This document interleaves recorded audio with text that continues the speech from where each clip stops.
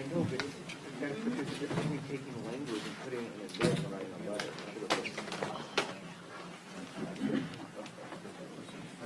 I gotta go.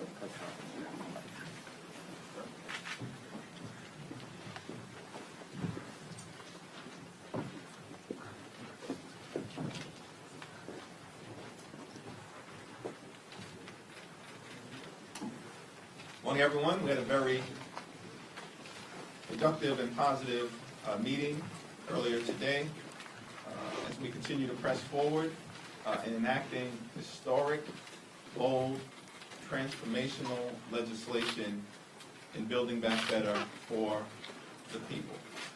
We're going to hear today from our Vice Chair as well as the Democratic Policy and Communications Committee. So I'm going to be very brief in my opening observations. But the Build Back Better agenda is widely popular with the American people during a point in time in our history where we're divided evenly on almost every other issue.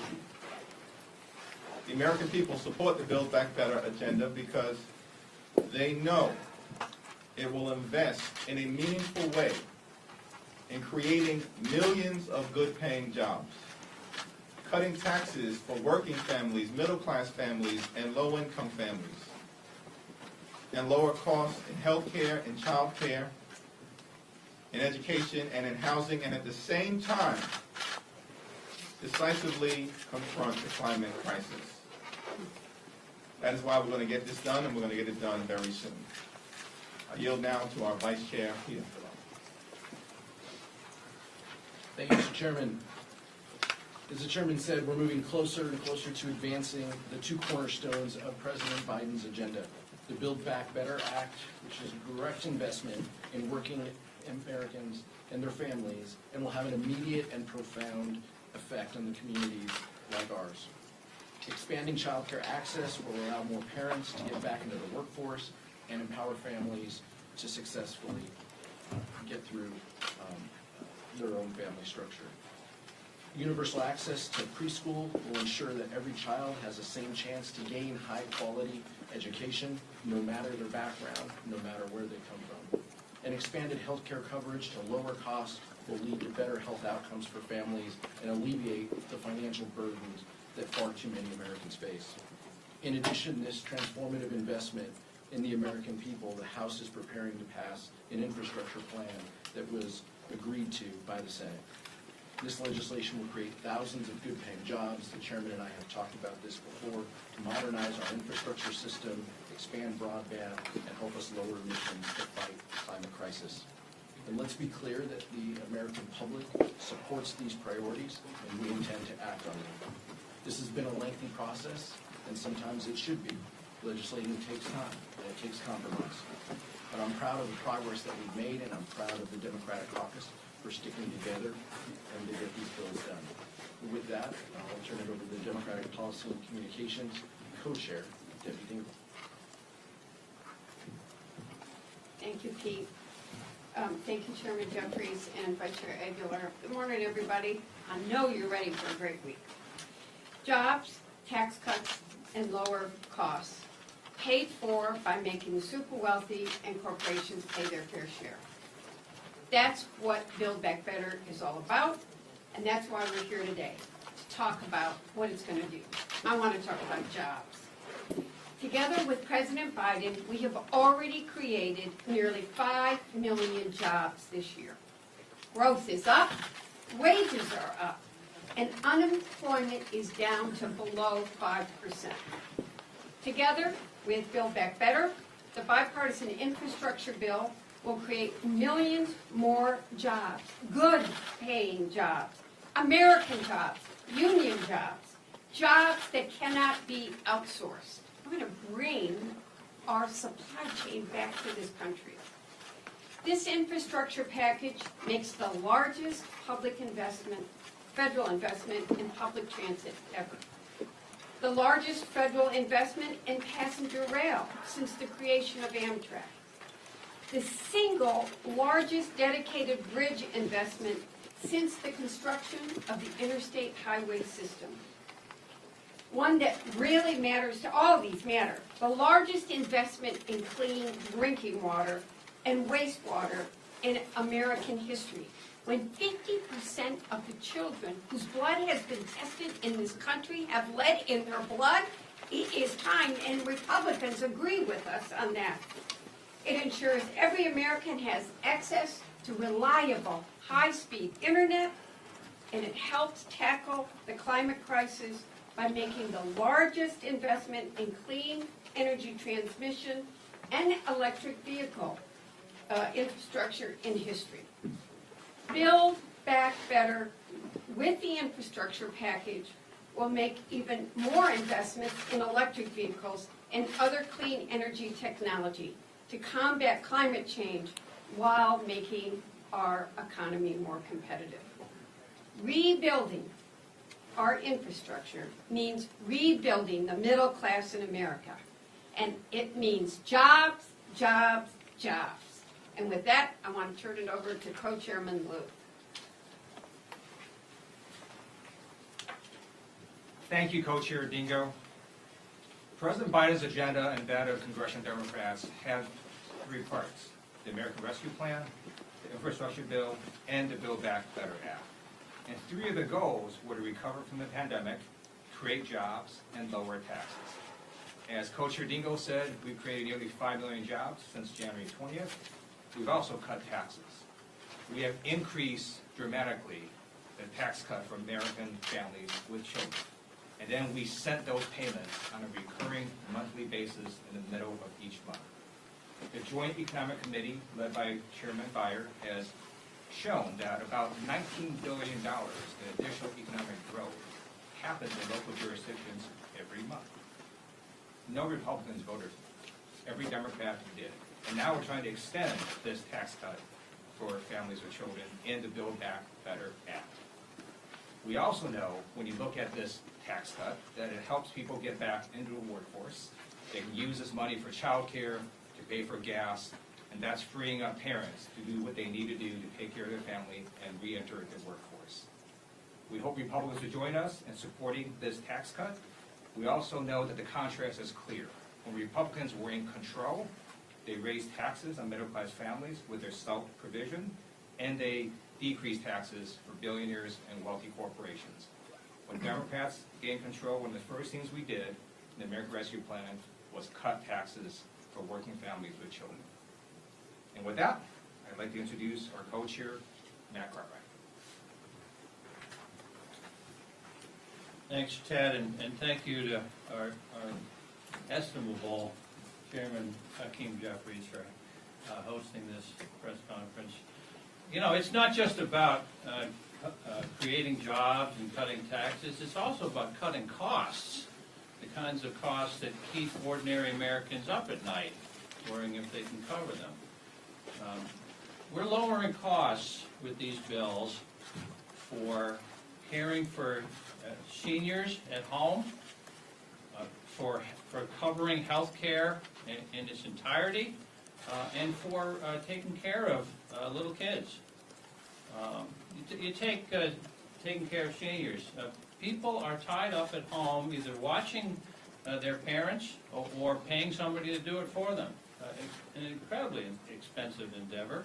The Build Back Better Act helps pay for that.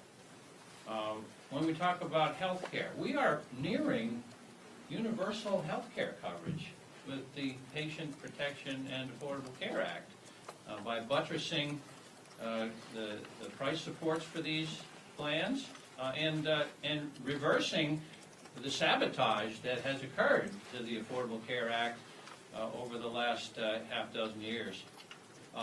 But you know, taking care of little kids at home, you know, with money for health, for child care and for pre-K, universal pre-K, that's a really big deal. When I talk to employers back in my district in northeastern Pennsylvania, the biggest lament is that they can't fill entry-level jobs, retail and restaurant jobs. They can't fill them.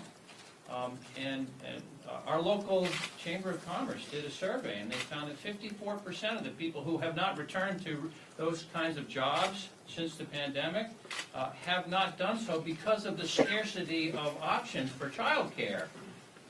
They have to stay home and watch little kids at home.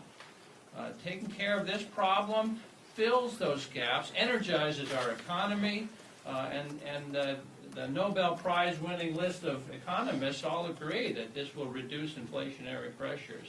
So we're proud of the Build Back Better Act and all of the things that we're doing this week. So with that, I want to turn it over to our dynamic Coloradan on our co-chairs committee, Joe Neguse. Joe? Well, thank you, Matt. And I'd like to close us out really by underscoring the message that you've heard from my fellow co-chairs, from Matt Cartwright, Debbie Dingell, Ted Lieu, and of course we're grateful to the chairman of our caucus and the vice chairman for their leadership. But it is clear that the House Democratic Caucus is united around the Build Back Better agenda, which really has three core pillars. One, as you heard so astutely from my colleague from Michigan, creating American jobs, rebuilding our infrastructure, and building clean energy technology to combat climate change. Two, as you heard from my colleague from California, Mr. Lieu, rewarding work by cutting taxes for working families. The vast majority of Americans watching this press conference received a tax cut this year as a result of President Biden's leadership and the leadership of House Democrats and Senate Democrats. And as Chairman Jeffries and Representative Lieu both articulated, not a single Republican voted for them. We are lowering costs, the third core pillar of the Build Back Better agenda, as Representative Cartwright explained, ultimately making sure that the costs that keep American families up at night, like health care and child care and home care for aging relatives, are decreased. And we are doing all of this by paying for the investment to make sure that ultra-wealthy and corporations pay their fair share. Now, this is important. No one making less than $400,000 a year will pay a penny more in taxes. In fact, again, as Ted outlined, working families are going to see their taxes cut because Build Back Better rewards work and not wealth. And that contrast is worth repeating. I wasn't here in 2017 when the Republicans controlled Congress and cut taxes for millionaires and billionaires and corporations. But I'm proud to be here now with Democrats in control of Congress as we cut taxes for working families across our country. You know, the president often says this. He said it when he spoke to the caucus last week, that for far too long, this economy has worked great for those at the top, while ultimately hardworking Americans who built this country get cut out of the deal. We are dealing working people back in by building an economy that gives them a fair shot, and we're going to make sure that it's paid for by asking the ultra-wealthy to pay their fair share. So with that, as we turn to questions, I want to turn it back over to someone who has shown extraordinary leadership, in my view, and I think in the view of my fellow co-chairs, in uniting the various ideological views of the Democratic caucus as a family, and that's our chairman, Chairman Jeffries. Thank you, Joe, and thank you to the members of the DPCC for that very thorough and compelling presentation. We'll go here and then we'll alternate both sides. Thank you, Mr. Chair. At this point, can you tell us if you are still expecting a vote this week on the Infrastructure and Build Back Better Act, and can you also elaborate on some of the outstanding issues that need to be resolved? Well, it's my hope that we'll be in a position to be able to vote at some point this week, but the administration has been very clear in terms of deadlines and timelines. Let's work through all of the outstanding issues to get to a place where we can put these bills to a vote, get them over the finish line, and then get these things done for the American people. Our focus at the end of the day is on making sure we create, as the DPCC has outlined, millions of good paying jobs, that we cut taxes for families with children, and that we lower costs for everyday Americans. I think there's widespread agreement that those are the right things to be doing on behalf of the American people. There's some technical issues that folks are working through with respect to some of the climate provisions and some of the health care provisions, but I believe at the end of the day, we're going to to find common ground as we always do. So just to follow up on that, if it does come to the floor this week, the Build Back Better, do you believe that the Progressive Caucus will vote for the bill even without an ironclad commitment for support from Senator Manchin?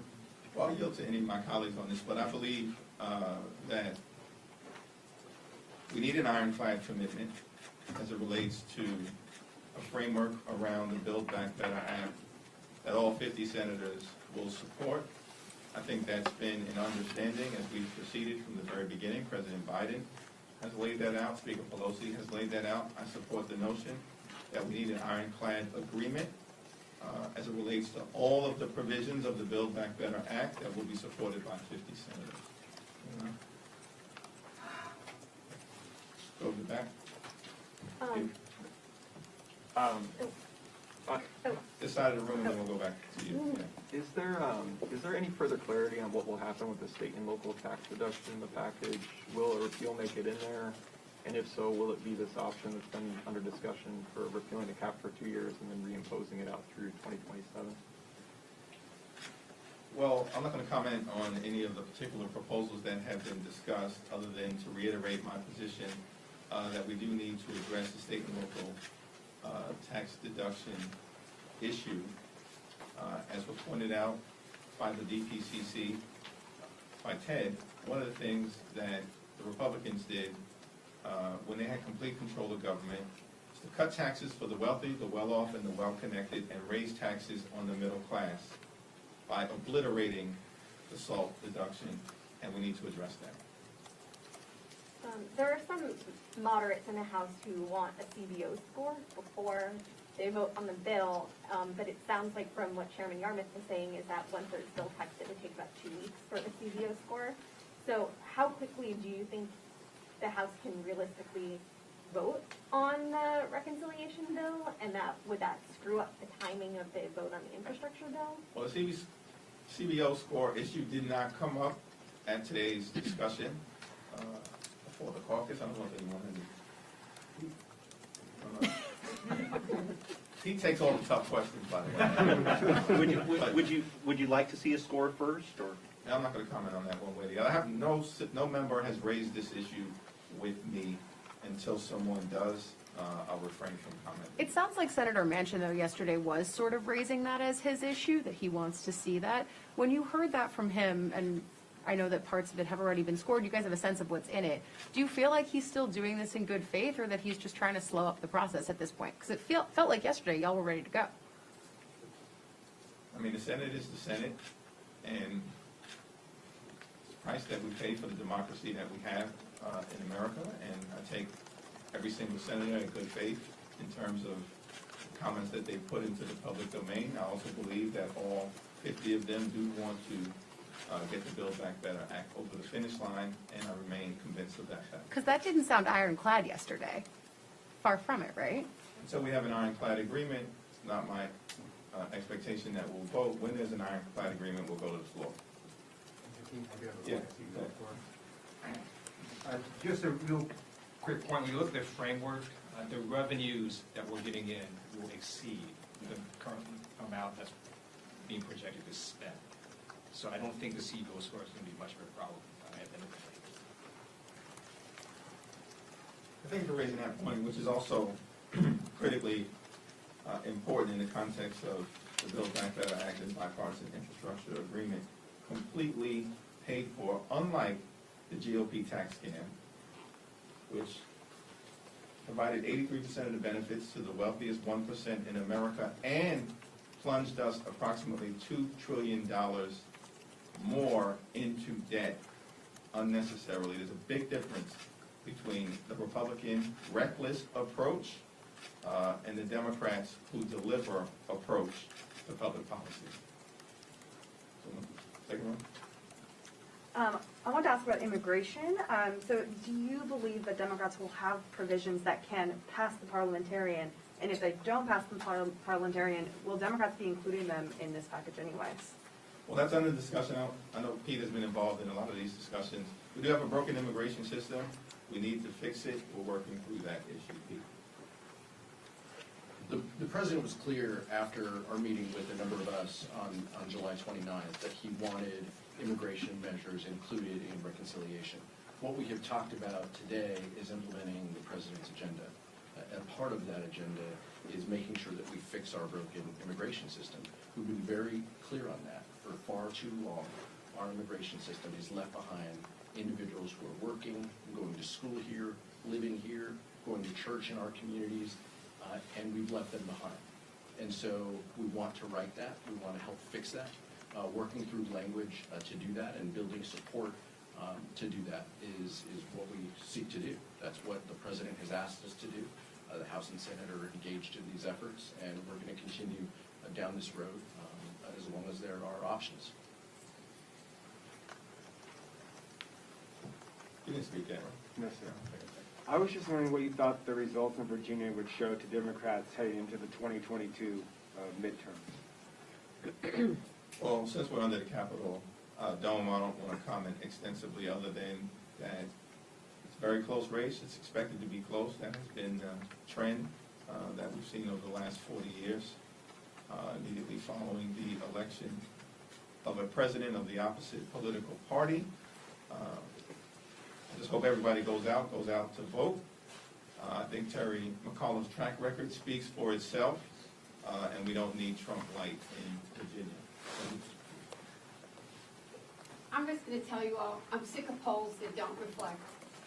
The only poll that matters, the only poll that matters is the poll at the ballot box. Remember I told you all Donald Trump could win Michigan? You all told me I was crazy, the polls did show it, he won. And this morning, I went back and looked at 2002, John Dingell versus Lynn Rivers, the David Broder, John Dingell's gone, and he won 59-41. So let's see what happens. I predict Terry McAuliffe will win tonight. Well, thanks for the question, and of course, what you really want to know is, are we worried about the midterms, depending on what happens in the Virginia gubernatorial election? And I can tell you, as a frontline Democrat, the answer is no. Number one, people in my district don't care what happens in Virginia governor's race. Number two, a year from now, what happened in the Virginia governor's race will be a distant, dim memory.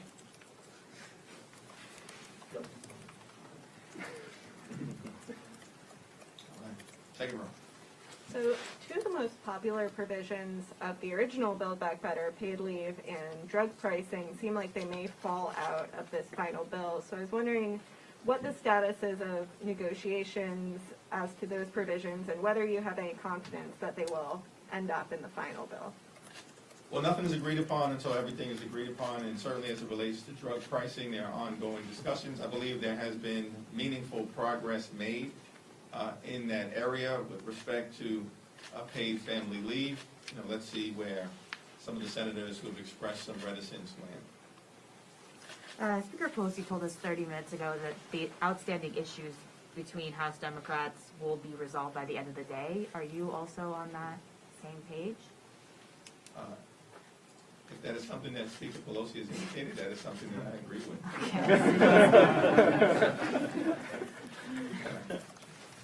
Thank you, Mr. Chairman. There may still be a handful of Republicans that end up voting for a bipartisan infrastructure bill. I'm just wondering whether or not it's consequential to the final vote count. How significant is that for you?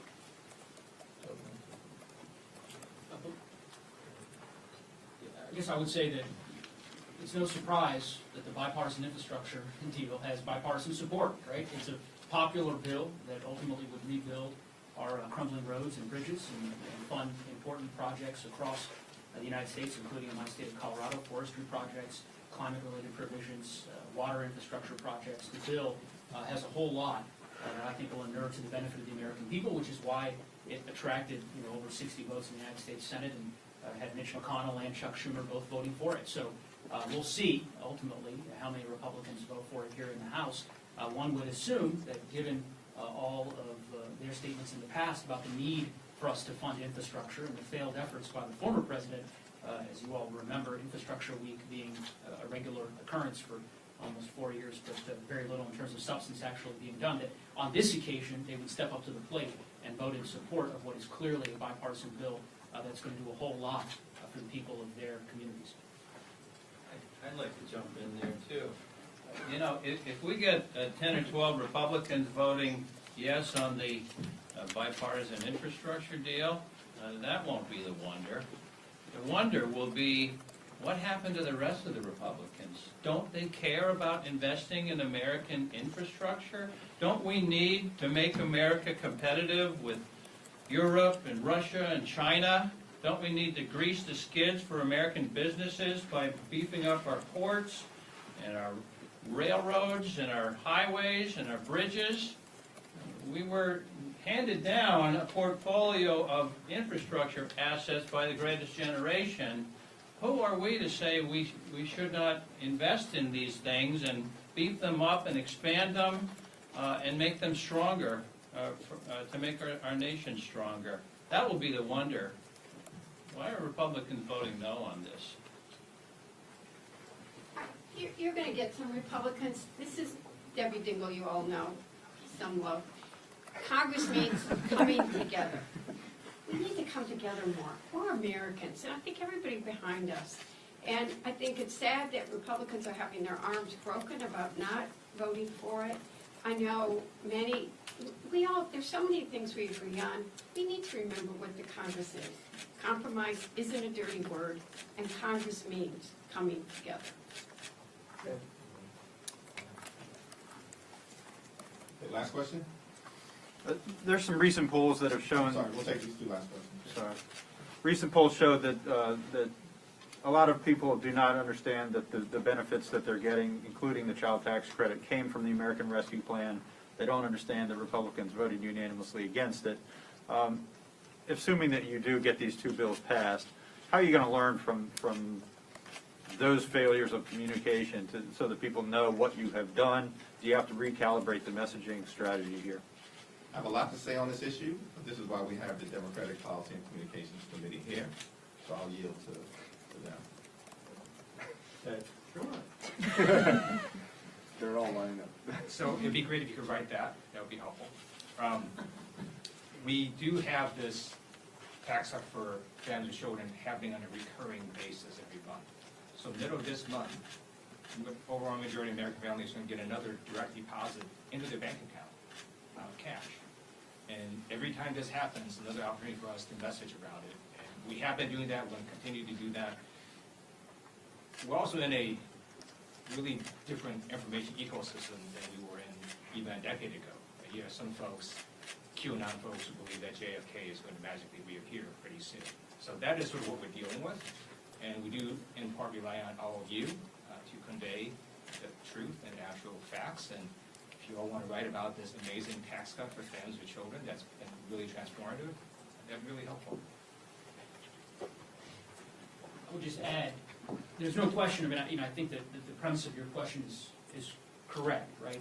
The $1.9 trillion American Rescue Plan was transformative for American people and for families across our country. We transitioned fairly quickly from delivering on the American Rescue Plan to working on delivering on infrastructure, because the President and the House Democratic Caucus and the Senate Democratic Caucus are very serious about delivering for the American people. And of course, it then transitioned into the work on Build Back Better. Most of the coverage right now, and for the better part of the last few months, has been on process, which of course makes sense because we are engaged in a complex legislative process to get these bills across the finish line. But that, in some respects, obfuscates away from the substance of these incredibly important, consequential pieces of legislation that will have lasting impact on the American people and American families. And I suspect that once the process has concluded, you will see our communicators, our best communicators. House Democratic Caucus has some of the best communicators in the country on public policy out there in lockstep talking about the various ways in which these bills, as I said, inure to the benefit of the American people. And ultimately, I believe the American people will listen. The pattern over the last 30 years has been that Democratic presidents inherit an economic disaster, and then we have to meet the urgency of the moment to turn things around for the American people. That is what took place when Bill Clinton replaced George H.W. Bush, inheriting a recession that he turned around and created more than 20 million good-paying jobs, and even a budget surplus.